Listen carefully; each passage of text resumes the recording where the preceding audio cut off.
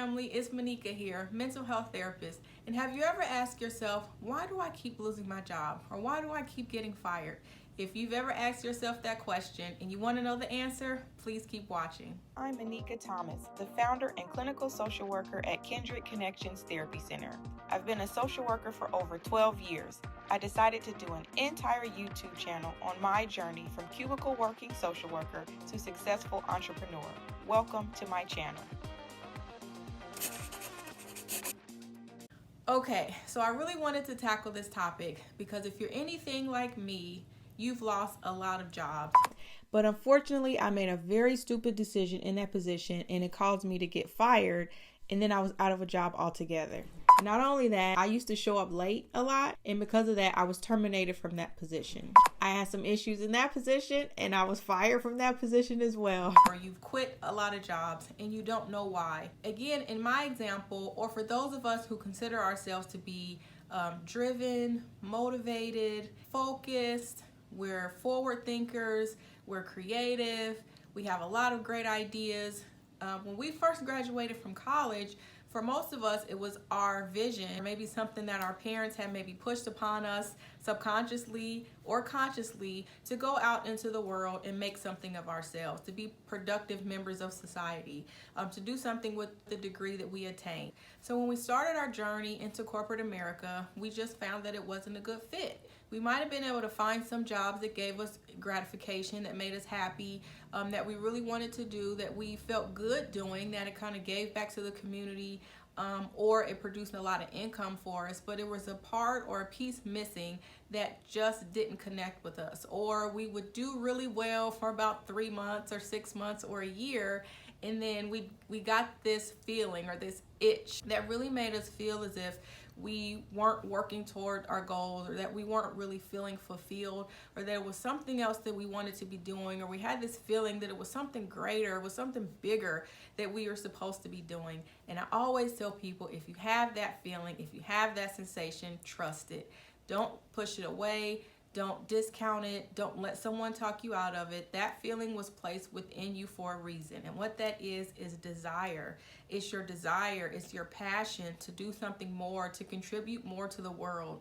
People who have that feeling know that the world is bigger than themselves. Even subconsciously, we know that. We know that there are a lot of opportunity. We know that there are a lot of things out in the world that we could be doing. One of the things that makes it so frustrating is this whole idea of purpose, that there's this one particular thing that we're supposed to be doing with this one life, and we have to figure out what that one thing is to feel like we're on track and that we're reaching our goals. But for a lot of people, that's not always the case. I don't think that people come to this purpose that they just feel as if they are supposed to be doing in their lives, because really there is no supposed to. There's no supposed to in life. So whatever you choose to do for your life, whatever direction you choose to go, your purpose is to be the best in whatever that gift, talent, strength is that you have. It's not some outside thing that just magically comes upon you, or that you discover, or that you figure out. We all were born with natural talents, abilities, gifts, and skills. Your purpose is to use that thing the best way you can, to be the best version and reflection of yourself, and then to help other people along the way. So if you're doing that, regardless of income, then you're fulfilling your purpose. So if you're in a job or a position where you feel as if that's not happening for you, again, I always say you want to go within. You want to question it. You want to figure out why. You want to ask yourself, why is this feeling within me here so strong, so gripping, so compelling, and I just can't let it go? What I found out that was for me was entrepreneurship. And that's why I kept getting fired from jobs, because it was not my purpose or my destiny to work for someone else. That desire that I had within me was my wantingness to create something for myself. At the time, I didn't know that. But the path that I took in my life, or the way that the Creator and the universe directed my path, was toward entrepreneurship. And it wasn't until I started asking those internal questions, that I started to ask for clarity and direction, that that path was laid forward for me. So there are two things that I want you to pay attention to if you notice this pattern where you keep losing jobs. And it's not necessarily you losing jobs and then you not doing anything with yourself.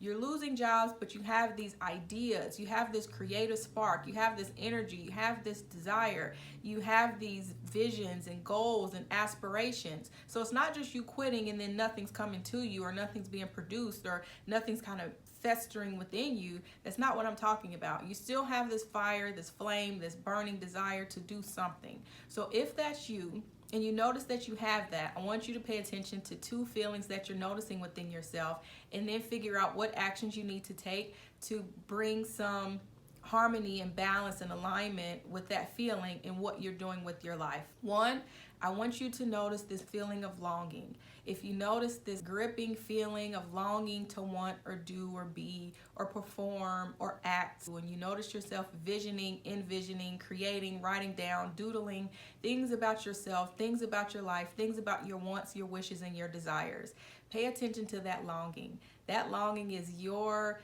alignment, the universe working to align you with what that internal feeling is within you. And don't push that away, because it was placed there for a reason. So 1, if you notice that feeling of longing, recognize it, go with it. Do the internal work to figure out what that thing is. Where is this direction that's leading me to go?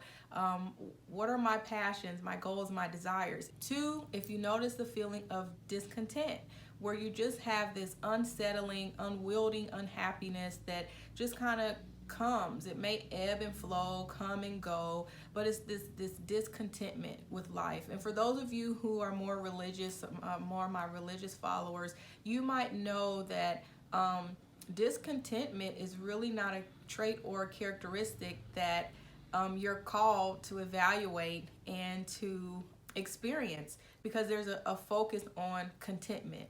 So if there's a focus on contentment, then my question is, how do you honor your discontent without feeling like you're not in alignment with your religion or spirituality? So if that is the case, and you do feel discontent, but you know, according to your religious views, that you're supposed to be intent, how do you manage that? How do you work through that alignment or that disalignment or that disconnection that's happening in your body? 1, again, you have to notice it. You have to notice that the discontentment is there, and then you have to get to the root of where that discontentment can be stemming from. What is the discontentment? Why is it there? Why is it showing up? What is it trying to tell you?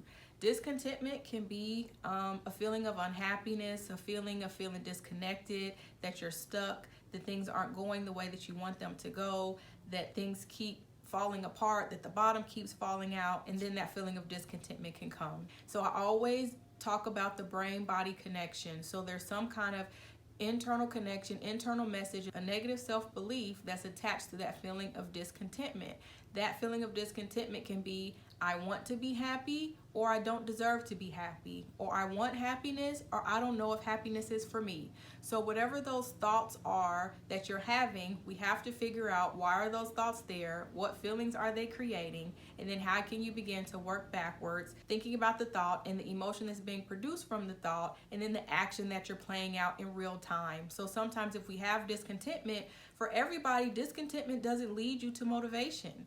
Sometimes you might hear people say, well, if you feel unhappy, or you feel like things aren't going right, or feel like things are going well, let that be your push, let that be your motivation to make you grind harder, to push you forward. But for some people, that can be very debilitating. Discontentment can lead to sadness and inadequacy and feelings of a negative self-worth, and it doesn't push you forward, but it pushes you down. So if you have some discontentment that doesn't push you forward and pushes you down, then you don't feel like you have the energy and the motivation and the desire to reach your goals. And that can begin to spiral down to as low or as long as you allow it to go. So the goal is to recognize the discontent, to recognize the longing, and then begin to put those feelings to action in a very strategic way once you kind of realize what they are, and create an action plan on what do you plan to do to move past those feelings, to work through those feelings first, to kind of understand them. That's where the noticing comes in, and then to be able to work through those feelings. So we're not pushing things away. We're not running away from anything. We're not acting as if things don't exist. We're not lashing out and acting out negatively because those feelings are there. We're going inside. We're not going external and projecting it onto other people. We're going within. So that's a huge focus of what I like to get people to do, is to not think about the ways in which the environment is reflecting things back to you, but how is the environment being a reflection of what you're putting out. That doesn't mean that everything that happens to us is our fault, but it does mean that we have a responsibility to respond to things thoughtfully instead of reacting to things emotionally. So if you felt like this video was helpful for you, please like it, share it. Thank you so much for watching, and as always, be well.